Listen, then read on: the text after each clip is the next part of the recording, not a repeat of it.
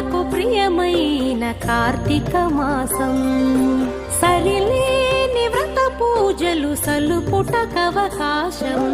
హరిహరులకు ప్రియమైన కార్తీక మాసం సరిలేని వ్రత పూజలు సలుపుటకవకాశం. హరిహరులకు ప్రియమైన కార్తీక మాసం కార్తీక మాసం.